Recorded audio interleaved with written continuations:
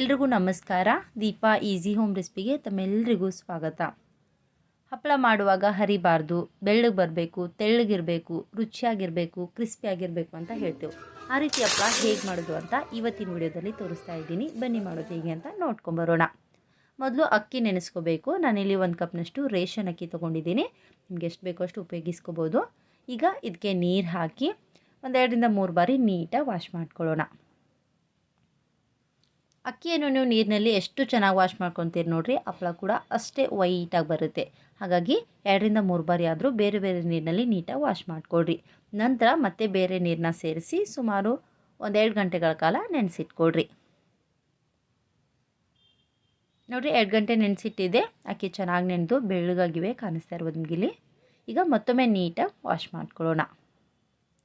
ನಿಮಗೆ ಅಕ್ಕಿ ಬೇಗನೆ ನೆನೆಬೇಕು ಅಂದರೆ ಬಿಸಿನೀರಿನಲ್ಲಿ ನೆನೆಸ್ಕೊಳ್ರಿ. 1 ಗಂಟೆಯಲ್ಲಿ ನೆನೆದು ರೆಡಿ ಆಗುತ್ತೆ. ನೋಡಿರಿ, ನೀಟಾಗಿ ವಾಶ್ ಮಾಡಿ ಎಲ್ಲ ನೀರನ್ನ ತೆಗೆದು ಅಕ್ಕಿಯನ್ನು ರೆಡಿ ಮಾಡ್ಕೊಂಡಿದ್ದೀನಿ. ಈಗ ರುಬ್ಬೋದು ಹೇಗೆ ಅಂತ ನೋಡ್ಕೊಂಬರೋಣ. ಈ ಕಡೆ ಮಿಕ್ಸಿ ಜಾರ್ನಲ್ಲಿ ನೆನೆಸಿಟ್ಕೊಂಡಿರುವಂಥ ಅಕ್ಕಿಯನ್ನು ಹಾಕೊತಾ ಇದ್ದೀನಿ. ಆಮೇಲೆ ರುಬ್ಲಿಕ್ಕೆ ಎಷ್ಟು ಬೇಕೋ ಅಷ್ಟಷ್ಟು ಮಾತ್ರ ನೀರನ್ನ ಹಾಕಿ ಸ್ಮೂತಾಗಿ ರುಬ್ಬಿ ಒಂದು ಪಾತ್ರೆಯಲ್ಲಿ ಇಟ್ಕೊಳ್ರಿ. ನೋಡಿರಿ, ಎಲ್ಲವನ್ನು ರುಬ್ಬಿ ಈ ರೀತಿ ಹಿಟ್ಟನ್ನು ರೆಡಿ ಮಾಡ್ಕೊಂಡಿದ್ದೀನಿ. ಈಗ ನೀಟಾಗಿ ಒಂದು ಸಲ ಮಿಕ್ಸ್ ಮಾಡ್ಕೊಳ್ಳೋಣ. ರುಬ್ಬಿರೋ ಹಿಟ್ಟನ್ನು ನೀವು ನೆನೆಸಿಟ್ಕೋಬೇಕಂತೇನಿಲ್ಲ. ರುಬ್ಬಿದ ಮೇಲೆ ಇಮಿಡಿಯೇಟಾಗಿ ನೀವು ಹಪ್ಪಳನ ಮಾಡ್ಕೋಬೋದು, ಚೆನ್ನಾಗಿ ಬರುತ್ತೆ. ಟೈಮ್ ಇದ್ದರೆ ನೆನೆಸಿ ಕೂಡ ಮಾಡ್ಕೋಬೋದು, ತೊಂದರೆ ಇಲ್ಲ. ಹಿಟ್ಟು ಸ್ವಲ್ಪ ಗಟ್ಟಿ ಅನ್ನಿಸ್ತಾ ಇತ್ತು, ಹಾಗಾಗಿ ಸ್ವಲ್ಪ ನೀರು ಹಾಕಿ ಮಿಕ್ಸ್ ಮಾಡ್ಕೊತಾ ಇದ್ದೀನಿ. ಹಿಟ್ಟು ತುಂಬ ತೆಳ್ಳಗೂ ಇರಬಾರ್ದು, ತುಂಬ ಗಟ್ಟಿನೂ ಇರಬಾರ್ದು, ಒಂದು ಹದಕ್ಕೆ ಇರಬೇಕು. ಯಾವ ರೀತಿ ಅಂದರೆ ನೋಡಿರಿ, ಈ ಹದಕ್ಕೆ ರೆಡಿ ಮಾಡ್ಕೋಬೇಕು. ಚೆನ್ನಾಗಿ ರೆಡಿಯಾಗಿದೆ. ಈಗ ಇದಕ್ಕೆ ರುಚಿಗೆ ಎಷ್ಟು ಬೇಕೋ ಅಷ್ಟು ಉಪ್ಪು ಸೇರಿಸ್ಕೊಳ್ಳೋಣ. ಆಮೇಲೆ ಒಂದು ಅರ್ಧ ಸ್ಪೂನಷ್ಟು ಜೀರಿಗೆ ಕೂಡ ಹಾಕೊತಾ ಇದ್ದೀನಿ. ನಿಮ್ಗೆ ಇಷ್ಟ ಇದ್ದರೆ 1 ಸ್ಪೂನಷ್ಟು ಎಳ್ಳು ಕೂಡ ಹಾಕೋಬೋದು, ನಡೆಯುತ್ತೆ. ಈಗ ಎಲ್ಲವನ್ನು ಒಂದು ಸಲ ನೀಟಾಗಿ ಕಲಿಸ್ಕೊಳ್ಳೋಣ. ಕೊನೆಯಲ್ಲಿ ಸ್ವಲ್ಪ ಕೊತ್ತಂಬರಿ ಸೊಪ್ಪನ್ನು ಹಾಕಿ ಮಿಕ್ಸ್ ಮಾಡಿದ್ದೆ, ವಿಡಿಯೋದಲ್ಲಿ ತೋರ್ಸೋಕ್ಕಾಗಿಲ್ಲ. ನೀವು ಬೇಕಂದರೆ ಹಾಕ್ಕೊಳ್ರಿ, ಇಲ್ಲಾಂದರೆ ಸ್ಕಿಪ್ ಮಾಡ್ಕೋಬೋದು.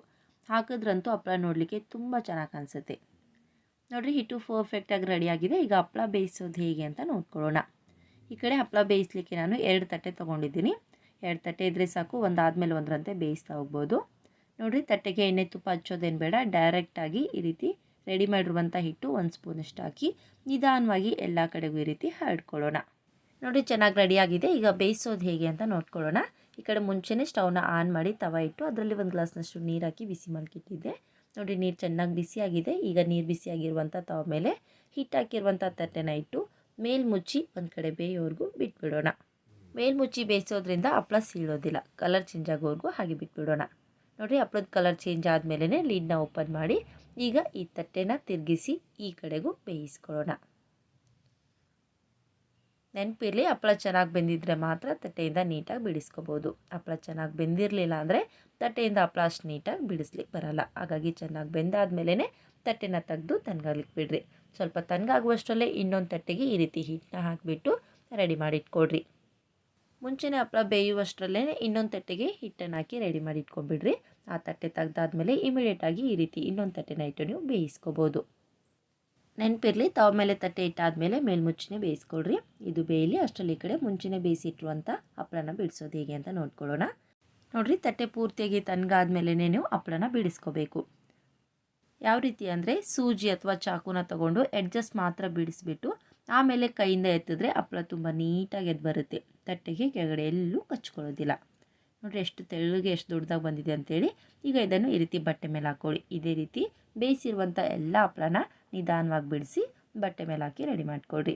ಈ ರೀತಿ ಎಲ್ಲವನ್ನು ಬೇಯಿಸಿದ್ಮೇಲೆ ನೀವು ಬಿಸಿಲಲ್ಲಿಟ್ಟು ಒಣಗಿಸ್ಕೋಬೋದು. ಬಿಸಿಲು ಇರಲಿಲ್ಲ ಅಂದರೆ ಮನೆ ಒಳಗಡೆ ನೆರಳಲ್ಲೂ ಕೂಡ ನೀವು ಒಣಗಿಸ್ಕೋಬೋದು, ತೊಂದರೆ ಇಲ್ಲ.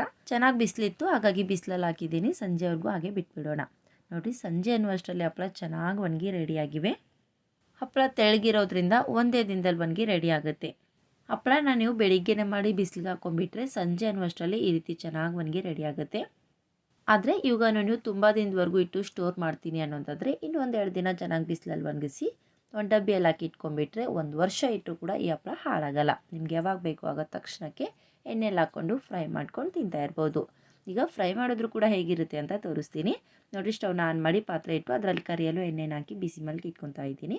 ಎಣ್ಣೆ ಚೆನ್ನಾಗಿ ಬಿಸಿ ಆದಮೇಲೆ ಈ ರೀತಿ ಒಣಗಿಸಿ ಇಟ್ಕೊಂಡಿರುವಂಥ ಹಪ್ಪಳನ ಬಿಸಿ ಎಣ್ಣೆಗೆ ಹಾಕಿ 2 ಕಡೆಗೂ ನೀಟಾಗಿ ಫ್ರೈ ಮಾಡ್ಕೊಳ್ಳೋಣ. ಹಪ್ಪಳ ತೆಳ್ಳಗಿರೋದ್ರಿಂದ ಫ್ರೈ ಆಗಲಿಕ್ಕೂ ಜಾಸ್ತಿ ಟೈಮ್ ಏನು ಬೇಕಾಗಲ್ಲ, ಬೇಗನೆ ಫ್ರೈ ಆಗುತ್ತೆ. ನೋಡಿ ಚೆನ್ನಾಗಿ ಫ್ರೈ ಆಗಿದೆ. ಈಗ ಇದನ್ನು ತೆಗೆದು ಒಂದು ತಟ್ಟೆಗೆ ಹಾಕ್ಕೊಳ್ಳೋಣ. ಇದೇ ರೀತಿ ನಿಮ್ಗೆ ಎಷ್ಟು ಬೇಕೋ ಅಷ್ಟು ಹಪ್ಪಳನ ಫ್ರೈ ಮಾಡಿಕೊಂಡು ಸರ್ವ್ ಮಾಡಿಕೊಡ್ರಿ. ಬಿಸಿ ಎಣ್ಣೆಗೆ ಹಾಕಿದ್ರೆ ಸಾಕು, ಹಪ್ಪಳ ತಾನಾಗೆ ದೊಡ್ಡದಾಗುತ್ತೆ. ಕಾಣಿಸ್ತಾ ಇರ್ಬೋದು ನಿಮಗಿಲ್ಲಿ. ಹಪ್ಪಳ ನೋಡ್ಲಿಕ್ಕೆ ಅಷ್ಟೇ ಅಲ್ಲದೆ ತಿನ್ನಲಿಕ್ಕೂ ಕೂಡ ನಿಜವಾಗ್ಲೂ ತುಂಬಾ ರುಚಿಯಾಗಿತ್ತು. ಫ್ರೀ ಇದ್ದಾಗ ಒಂದು ಸಲ ಹಪ್ಪಳನ ರೆಡಿ ಮಾಡಿ ಇಟ್ಕೊಂಡ್ಬಿಟ್ರೆ ನಿಮ್ಗೆ ಯಾವಾಗ ಬೇಕೋ ಆಗ ತಕ್ಷಣಕ್ಕೆ ಎಣ್ಣೆ ಹಾಕ್ಕೊಂಡು ಫ್ರೈ ಮಾಡ್ಕೊಂಡು ತಿಂತಾ ಇರ್ಬೋದು. ನೋಡಿದ್ರಲ್ವಾ ಫ್ರೆಂಡ್ಸ್, ಬರೀ ರೇಷನ್ ಅಕ್ಕಿಯಿಂದ ತುಂಬಾ ಕ್ರಿಸ್ಪಿಯಾದ ರುಚಿಕರವಾದಂಥ ಹಪ್ಪಳನ ತುಂಬ ಸುಲಭವಾಗಿ ಮನೆಯಲ್ಲೇ ಹೇಗೆ ಮಾಡೋದು ಅಂತ. ಈ ರೆಸಿಪಿ ಇಷ್ಟ ಆದರೆ ಪ್ಲೀಸ್ ಲೈಕ್ ಮಾಡಿರಿ ಮತ್ತು ಶೇರ್ ಮಾಡಿರಿ. ಧನ್ಯವಾದಗಳು.